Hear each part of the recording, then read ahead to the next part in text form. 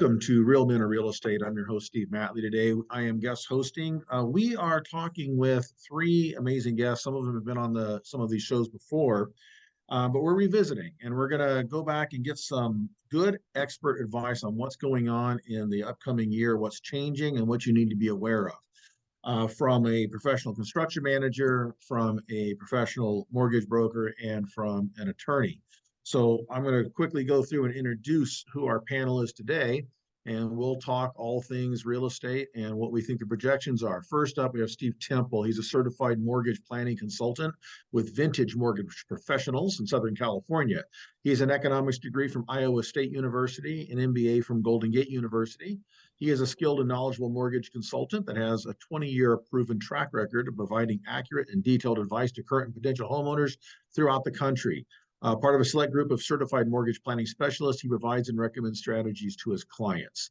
Personal service and communication that he provides, coupled with his attention to detail and responsiveness, allows for the borrower to have peace of mind and confidence in home financing processes. And I've known Steve for, I'm going to say, at least 10 years, maybe even longer. Jonathan Preston is an attorney. He's licensed in the state of California, specializes in commercial litigation with an emphasis on construction cases. He also handles bankruptcy disputes, business law, and legal issues involving real estate. Mr. Preston is a former employee of American Title and has 22 years of experience handling numerous and diverse legal issues concerning real estate and property. He strives to be pragmatic as possible in order to achieve cost-effective resolutions to legal problems. And we also have Tunde Ogunwole. He is a professional construction manager on the commercial industrial sector of the industry. He is one of the former hosts of Real Men of Real Estate television show. He did those shows along with me, and he has an alum of the Naval Academy in Annapolis. Welcome, gentlemen. It's great to have you on Real Men of Real Estate. Thank you. It's good to be here. All right, so let's get into some of this discussion. First off, it's been an interesting year. 2022 started off with a bang and everything was going very strong. And somewhere along the way, we hit a bump. And by the end of the year, we wouldn't have recognized what was going on at the beginning of the year. And now we go into the next year. So some of the issues we have coming up, obviously there is inflation. There is an overall economic recession as defined by economic terms. There has been a slowdown in the real estate market, a tightening of capital available. And all these things are looking as some people think it's disaster. I personally don't think it's that bad. It's a total disaster at this point, but there's a lot of things that give people pause.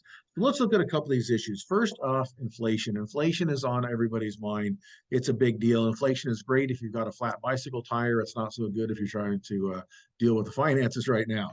So let's talk about how inflation is affecting things. And first off, I want to talk with Steve Tempel about mortgages. Is inflation right now a good thing or a bad thing in your world as far as activity? Well, actually, it's a good thing if you own real estate, but if you don't, it's a bad thing. So as far as inflation goes, people are always asking, well, hey, how come the interest rates have gone up so much? They've increased. They've nearly doubled from a year ago. And the bottom line is inflation is the arch enemy of interest rates. So the more inflation, the higher the interest rates, typically speaking. And so that's why we're in the position where we are now. With the interest rates where they are and the inflation, but real estate's an amazing hedge against inflation. So if you own real estate, you're in a great position. And as a matter of fact, I was just pulling up a study this morning that talks about home prices over the last decade since the 70s. Home prices have either met or exceeded consumer price increases. For example, in the 70s, home prices 9.9%. Consumer prices went up 7.2%, so much higher. And then 80s was about the same. The 90s, about a point and a little bit over a point higher for real estate appreciation over consumer prices. And 2000s was pretty much the same across the board, so very even. And in the 10s, 4.9% for home prices versus 1.8% for consumer prices. And then the last 2 years, of course, you know what's happened with real estate. We've got 12% nationwide appreciation over consumer increase of 3%, which is which that's going to increase now because of inflation. But real estate's just a great hedge against inflation. Yeah, interestingly enough, that except for the last downturn in the early mid 2000s, which was very much caused by not by real estate, but probably by lending practices in real estate, funding issues in real estate. Previous recessions, historically, real estate has gone up. The real estate market has boomed when the economy is in a recession. And I think is that probably because it's a hedge against the inflation? Um, I'd say yes, but it's more of what is happening during that time. For example, during a recession, interest rates drop. And it's typical year after year that happens. And so, um, if you're like most people, here we think here in the next year or so, we're going to go deep into a recession, and they're going to have to drop the interest rates to stimulate the economy. And when you drop the interest rates, more people then can afford to buy, more people feel it's the right time to buy, and then there's more demand for real estate. And so then values will go up again. Okay. So let's say look at some other angles here. When you have inflation and you have long-term contracts, I work in a business, we're in real estate, and we do long escrows. We throw projects into under contract for 2 years plus sometimes while we it's land deals. So I'm going to throw this out to Jonathan. With inflation being a factor right now, how's that affecting terms and contracts? Is that a consideration right now?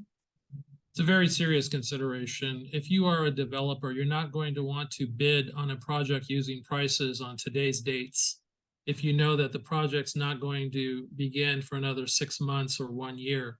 So you're going to want to have clauses in your contract that allow you to adjust basic pricing based on current CPI levels at the time of the actual purchase of the material.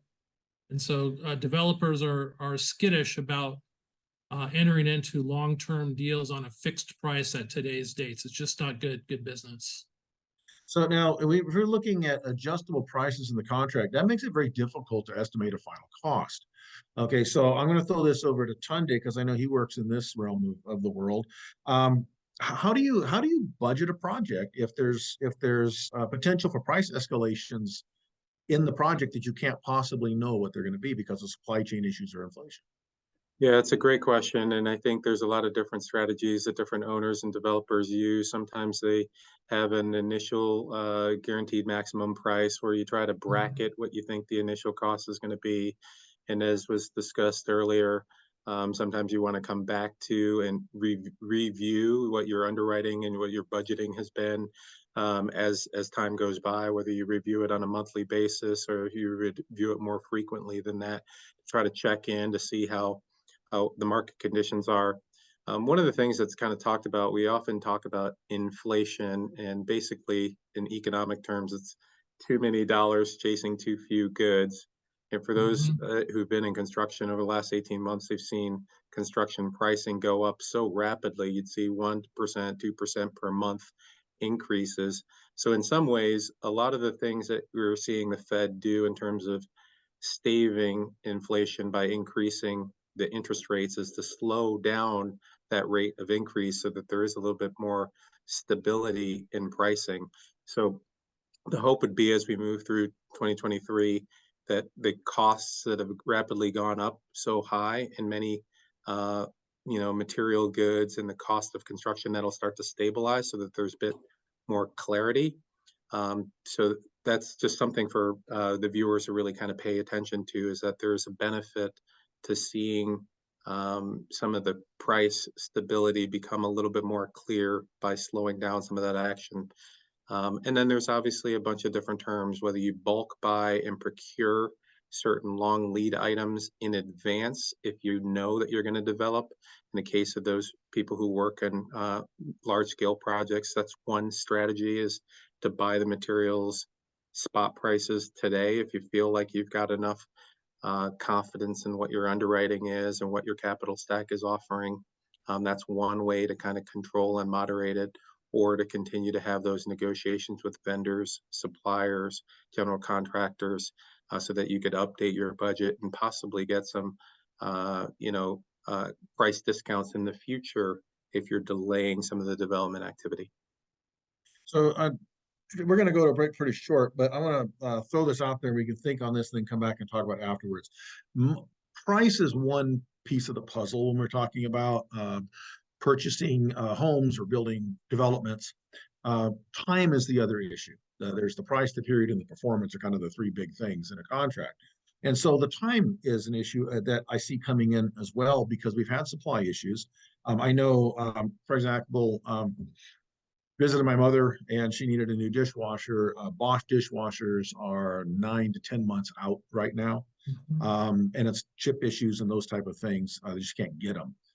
Plastics are in short supply right now. So those kind of things going on. So where construction has always been just in time, has always been the way we want to do things. As you just said, Tunde, that's probably not going to happen right now. We're looking at bulk buying and storing stuff. So as we go to the break, I want you to think about how timing is affected on these things. And we'll come back and pick that up on the other side, because that's, I think, another thing that's an issue right now. This is Real Men of Real Estate. I'm your host, Steve Matley. We are with Steve Tempel, Tunde Ogunwole, and Jonathan Preston, discussing what is changing this year and what we can look forward to. We'll be right back after this short break. Don't